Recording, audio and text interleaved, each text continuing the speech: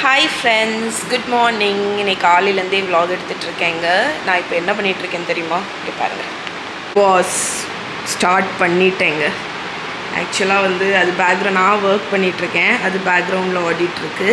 நீங்கள் big pass பார்க்க ஆரம்பிச்சிட்டிங்களான்னு சொல்லுங்கள். இந்த சீசனில் என்னமோ ஆரம்பிச்சிருக்கேன். இந்த சீசனில் டே 1லே ஃபைட் ஆரம்பிச்சிச்சு. ஸோ லாஸ்ட்டு சீசன் நான் பார்த்தனான்னு எனக்கு ஞாபகம் இல்லை. ஆக்சுவலி லாஸ்ட்டு சீசன் நான் பார்க்கல, கொஞ்சம் ஃபியூ சீசன்ஸ் நான் பார்க்கவே இல்லை. ஆனால் என்னமோ இந்த சீசன் ஒரு என்டர்டெயின்மெண்ட், நமக்குன்னு ஏதாவது ஒரு என்டர்டெயின்மெண்ட் வரும்ல. பிக் பாஸ் ஆரம்பித்தோன்னா ஒரு எத்தனை நாள், 100 நாள். நான் 100 நாள்லாம் பார்க்க மாட்டேன். அட்லீஸ்ட் ஒரு 2 மாதம் நமக்கு டைம் போகிறது தெரியாது. டைம் போகிறது காட்டியும் நான் எப்படி பார்ப்பேன்னா, உட்காந்து ஃபுல்லாக இன்வால்வ் ஆகி பார்க்க மாட்டேன். என்னோடய வேலை பண்ணிகிட்ருப்பேன், அது பேக்ரவுண்டில் ஓடிட்டுருக்கும். ஏதாவது ஃபைட் சீனு அந்த மாதிரி ஏதாவது வந்தால் மட்டும் பார்ப்பேன். ஓகே, ஸோ நான் இப்போ Satish actually lemon tonic water கேட்டிருக்காங்க, அது பண்ணிடலாம். ஸோ யூஸ்வலாக நம்ம இந்த இதில் சோடா மாதிரி பண்ணுவோம்ல, லெமன் ஜூஸ் ஊற்றி கொஞ்சம் சால்ட்டோ சுகரோ போட்டு கொஞ்சம் ஸ்பார்க்லிங் வாட்டர் விடுவோம். பட் இந்த லெமன் டானிக் வாட்டர் சுகர் போட வேண்டாம். ஏன்னா இந்த டானிக் வாட்டருக்கே ஒரு ஃப்ளேவர் இருக்குங்க. ஸோ அது இந்த பர்டிகுலர் ட்ரிங்க்குக்கு நல்ல ஒரு டேஸ்ட் கொடுக்கும். நான் கொஞ்சம் உப்பு மட்டும் போடுவேன். அது நமக்கு அந்த ஹைட்ரேஷனுக்கு ஹெல்ப் பண்ணும். ஸோ இதுதான் என்னோடய ஃபேவரட் டானிக் வாட்டர். இதுக்கு ஒரு லைட் ஒரு பிட்டர் டேஸ்ட் இருக்கும், லெமன் தோல்லேருந்து வர்றது. ஸோ லெமன் ஊற்றியாச்சு, சால்ட் போட்டாச்சு. இந்த டானிக்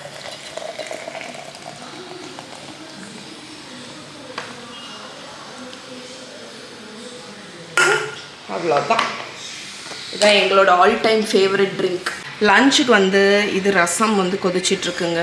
இங்கே பார்த்தீங்கன்னா பீட்ரூட் துவரன், அதுக்கப்புறம் பருப்பு ரசம், பீட்ரூட் துவரன், காலையில் பிள்ளைகளுக்கு செஞ்ச உருளைக்கிழங்கு பொரியல், ரைஸு ரெடி ஆயாச்சு.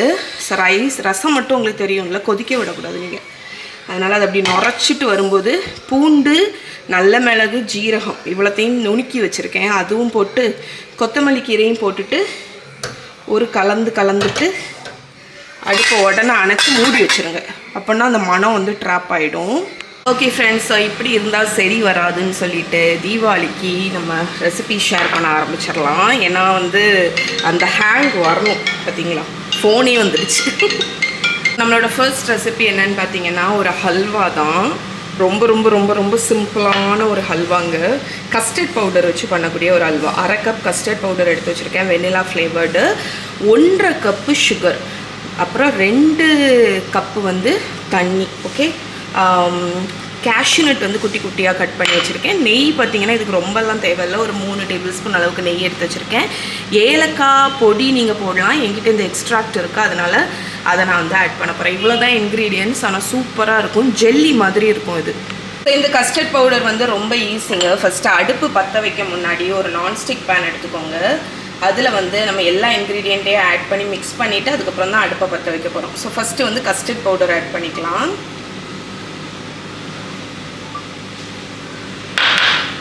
ஸோ இதுக்கு அந்த பாகு காய்ச்சணும் அந்த பிரச்சனையே இருக்காது. அடுத்து சுகர்,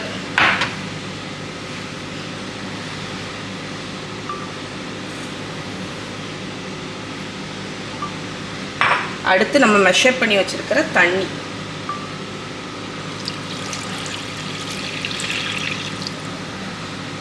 இப்போ இதை நம்ம குக் பண்ண போகிறோங்க. அவ்வளோதான், சிம்பிள். இதை நல்லா ஃபஸ்ட்டு கலந்துருங்க. இன்னொன்று அடுப்பு பற்ற வைக்கல. கலர் பார்த்தீங்களா, நம்ம vanilla flavoured custard powder use பண்ணுறதுனால நீங்கள் இதுக்கு ஃபுட் கலர் கூட ஆட் பண்ண தேவையில்லை. ஏன்னா அதுலேயே ஒரு எல்லோ கலர் வந்துடும், அதனால் ஃபுட் கலர் ஆட் பண்ண தேவையில்லை. அண்ட் நிறைய ஃப்ளேவர்ட் கஸ்டர்ட் பவுடர் கிடைக்குது, நீங்கள் எது வேணாலும் யூஸ் பண்ணலாம். இதுதான் யூஸ் பண்ணணும்னு கிடையாது. மேங்கோ ஃப்ளேவர் யூஸ் பண்ணிங்கன்னா உங்களோட அந்த அல்வா மேங்கோ ஃப்ளேவர்டில் வரும். ஸோ ஃபஸ்ட்டு இந்த கஸ்டர்ட் பவுடர், சுகர் எல்லாத்தையும் இந்த தண்ணியில் கட்டி இல்லாமல் கரைச்சதுக்கு அப்புறமாட்டு நம்ம அடுப்பு ஆன் பண்ண போகிறோம். ஸோ இப்போ நல்லா கட்டி இல்லாமல் கரைச்சாச்சு. இப்போ அடுப்பு ஆன் பண்ணுங்கள். ஆன் பண்ணி மிக்ஸ் பண்ணிக்கிட்டே இருக்கணும். ஓகே, ஏன்னா மிக்ஸ் பண்ண தான் உங்களுக்கு திக்காகும், அப்போ தான் கட்டி தட்டாது.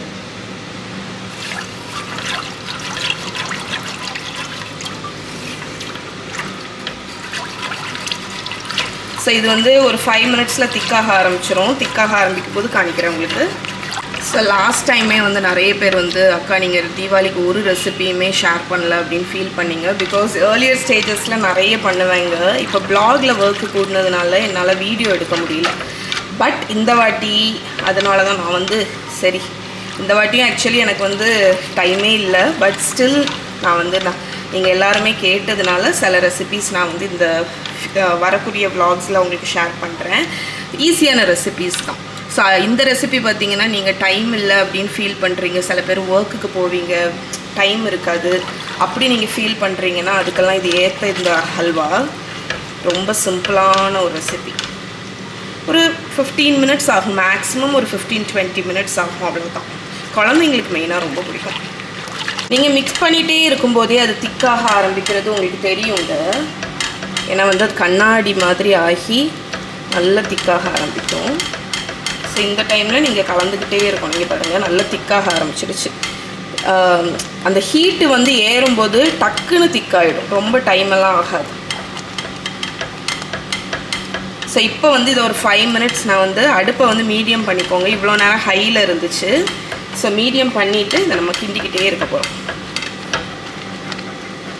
ஸோ நல்லா கிண்டி விடுங்க. கிண்ட திக்காயிட்டே வரும். ஒரு 2-3 மினிட்ஸ் நல்லா குக் ஆகட்டும். அதுக்கப்புறம் நம்ம நெய் ஆட் பண்ண ஆரம்பிச்சிடலாம். ஓகே, இப்போ நம்ம பார்த்திங்கன்னா ஒரு நல்ல திக்காகி கிளாஸி மாதிரி ஆகிடுச்சா. இப்போ வந்து ஐயோ செஞ்சிட்டேன் பாருங்க, நெய்யை செஞ்சிட்டேன் பார்த்தீங்களா. இதுதான் ஸ்ட்ரெஸ்ஸில் குக் பண்ணால் இப்போ தான். ஸோ வீடியோ எடுக்க ஆரம்பிச்சுட்டு குக் பண்ணும்போதே வந்து அந்த டென்ஷன் இருக்குங்க. நமக்கு ரெக்கார்டும் பண்ணிவிட்டு குக் பண்ணுறது வந்து ரொம்ப ரொம்ப ரொம்ப ரொம்ப கஷ்டம். ஓகே, ஸோ நம்ம இப்போ நெய் வந்து ஆட் பண்ண ஆரம்பிச்சிடலாம். ஒரு டீஸ்பூன், இதுக்கு ரொம்ப நெய் தேவையில்லைன்னு சொன்னேன்ல, அதனால் ஜஸ்ட் ஒரு டீஸ்பூனாக ஆட் பண்ணி நம்ம வந்து இதை மிக்ஸ் பண்ண போகிறோம். நான் யூஸ் பண்ணுறது நல்ல அந்த தேசி கீன்னு சொல்லுவாங்கள்ல, அதனால தான் கலர் அப்படி இருக்குது. ஸோ நெய்யை வந்து கொஞ்சம் கொஞ்சமாக ஆட் பண்ணி நம்ம மிக்ஸ் பண்ண போகிறோம். அண்ட் இன்னொரு விஷயம், நான் வந்து ரீலுக்குமே எடுத்துகிட்ருக்கேங்க. ஸோ நீங்கள் தீபாவளி டைம் வரும்போது ஏதாவது ஒரு ரெசிபி ரீக்ரியேட் பண்ணணும்னு நினைக்கிறீங்க, ட்ரை பண்ணணும்னு நினைக்கிறீங்கன்னா உங்களுக்கு ஷார்ட்ஸில் வந்துடும். ஸோ நீங்கள் வந்து ஃபுல் வீடியோ நம்ம விலாகில் போய் தேட வேண்டாம், ஷார்ட்ஸ் நீங்கள் செக் பண்ணிக்கலாம். அதனாலேயே நான் வந்து கேமரா வச்சும் எடுத்துகிட்ருக்கேன், ஃபோன்லேயும் எடுத்துகிட்ருக்கேன் ரீலுக்கு. ஓகே, ஸோ இப்போ திக்காகிட்ருக்கா. இப்போ கூட கொஞ்சம் நெய் ஆட் பண்ணிக்கோங்க. ஆட் பண்ணி மீடியம் ஃப்ளேமில் வச்சு நம்ம மிக்ஸ் பண்ணிக்கிட்டே இருக்க போகிறோம். இது நல்ல ஹல்வா மாதிரி திரண்டு வரும், அது வரைக்கும் குக் பண்ணணும். ஓகே,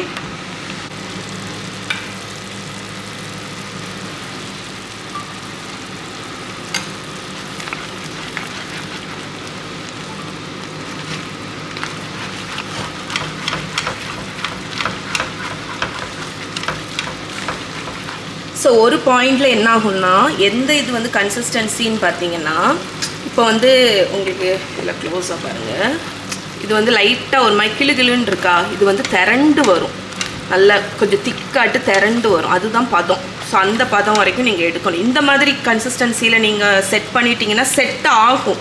ஆனால் செட் ஆனதுக்கப்புறம் எப்படி இருக்கும்னா ஒரு மாதிரி பிசு பிசுன்னு இருக்கும்.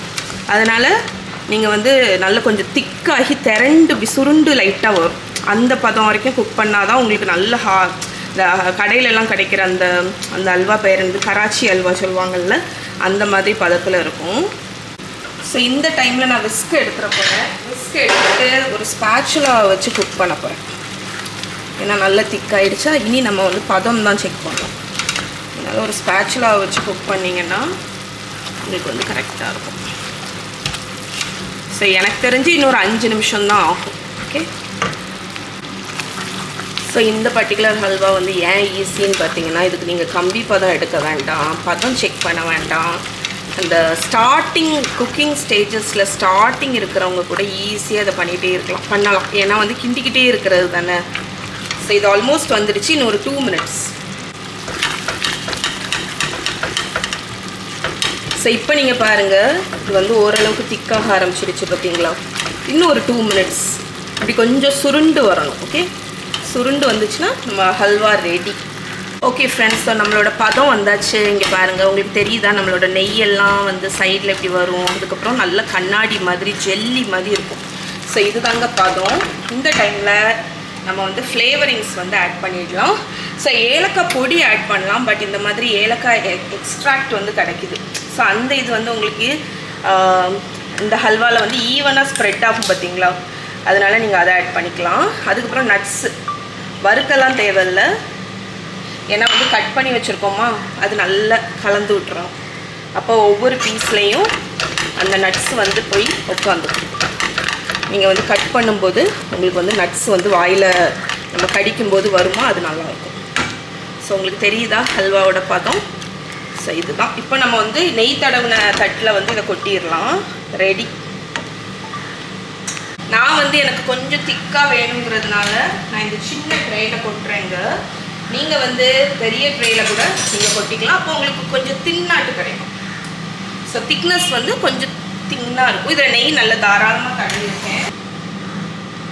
இந்த தட்டில் நம்மளோட ஜெல்லி ஹல்வாவை மாற்றிடலாம். ஸோ இப்போ இது வந்து நல்லா செட் ஆகணும்.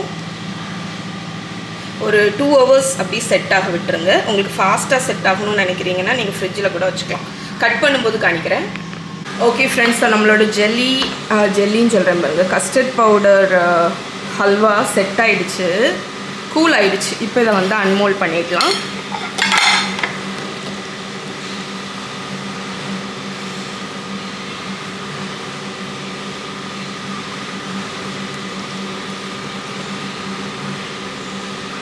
ஓகே, பார்த்தீங்களா எவ்வளோ ஈஸியாக அன்மோல்ட் ஆகிடுச்சுன்னு. இப்போ இதை கட் பண்ணிக்கலாம்.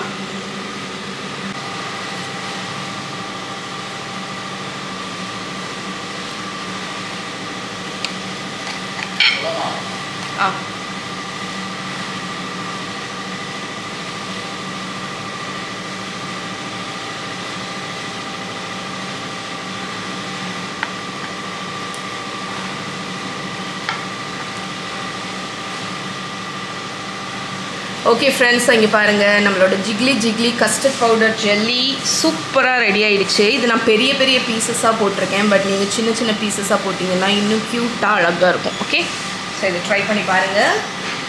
ஓகே ஃப்ரெண்ட்ஸ், நடந்து விட்டது, திரும்பி நடந்து விட்டது.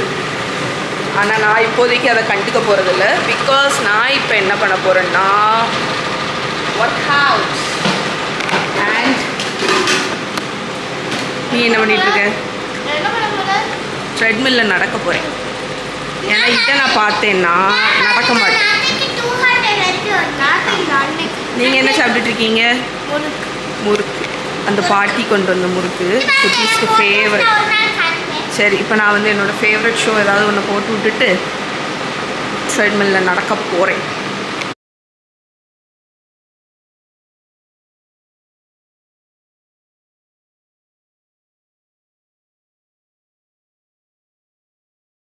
Okay friends, so work out முடிச்சாச்சு. பெரிய ஒர்க் அவுட்லாம் இல்லைங்க, ட்ரெட்மில்லில் ஒரு 1/2 hour நடந்தேன். இப்போ எனக்கு ஃபுட்டு வந்து ரெடி பண்ணுறேன்.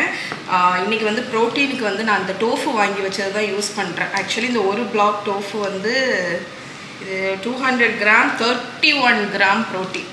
ஸோ டோஃபு ஆக்சுவலி நம்ம டயட்டில் சேர்த்துக்கிறது ரொம்ப நல்லது. ஆனால் அது பிளாண்டாக இருக்கிறதுனால டேஸ்ட் நல்லா இருக்காது.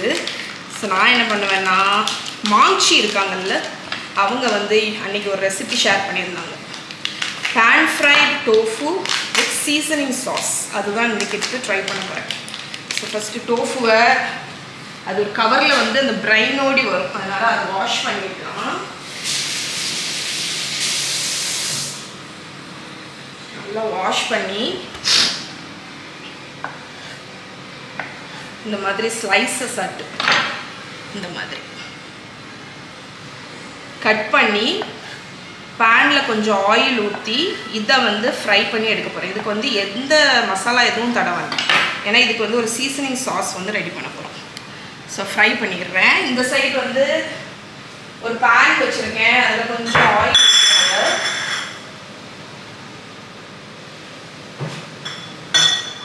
ஸோ ஜஸ்ட் பேன் ஃப்ரை தான் பண்ணுறேன்.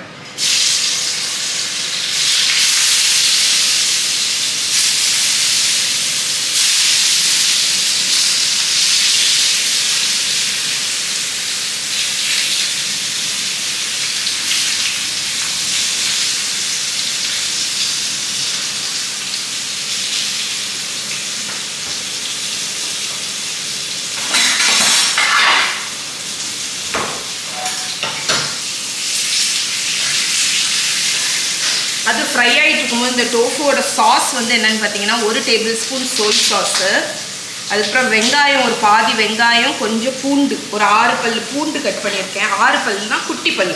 ஒரு 2 டீஸ்பூன் அளவுக்கு பூண்டு ஆட் பண்ணிக்கோங்க. கொச்சுகாரு இந்த கொரியன் சில்லி பவுடர் இருக்குல்ல, அது ஒரு 1 டேபிள் ஸ்பூன். அதுக்கப்புறமா வினிகர் ஒரு 1 டீஸ்பூன் அளவுக்கு வினிகர். இது வந்து சுகர் கேன் வினிகர், ஆக்சுவலி ரொம்ப நல்லது. அதுக்கப்புறமா சுகர். சோய் சாஸில் உப்பு இருக்கும், அதனால நான் உப்பு ஆட் பண்ணல. ஸோ இதை நல்லா மிக்ஸ் பண்ணி விட்டுருங்க.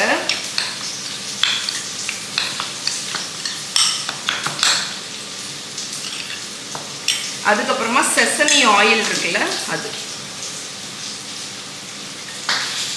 ஓகே, ஸோ இதுதான் நம்மளோட சீசனிங் சாஸ். இதை தான் டோஃபு ஃப்ரை ஆனதுக்கப்புறம் டாப்பிங்கில் வைக்க போகிறோம். இது டேஸ்ட் பார்த்துட்டு உப்பு வேணுன்னா உப்பு ஆட் பண்ணிக்கோங்க.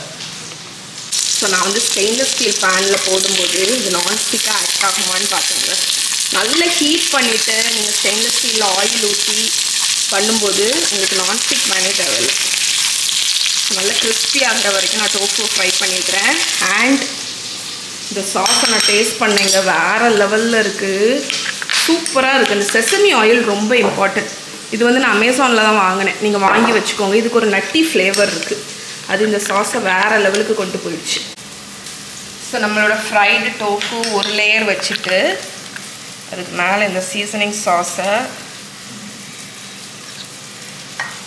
ஏன்னா வந்து அப்போ தான் எல்லா லேயர்லேயும் அந்த சாஸ் படும். இப்போ மேலே இன்னொரு லேயர் டோஃபு வச்சிடலாம்.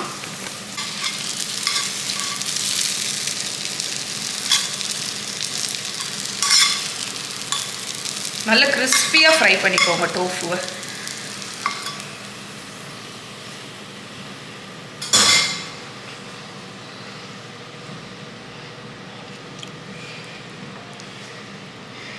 இப்போ நம்ம மிச்சம் உள்ள சாஸையும் மேலே தடவிடலாம். ஹை ப்ரோட்டீன், அதாவது waste to eat tofu. Tofu வந்து எப்படி சாப்பிட்றது நிறைய பேத்துக்கு தெரியாமல் இருக்கும்ல. ப்ரோட்டீனுக்கு வேண்டி நீங்கள் இது பண்ணிகிட்ருக்கீங்கன்னா இது ஒரு நல்ல ஐடியா.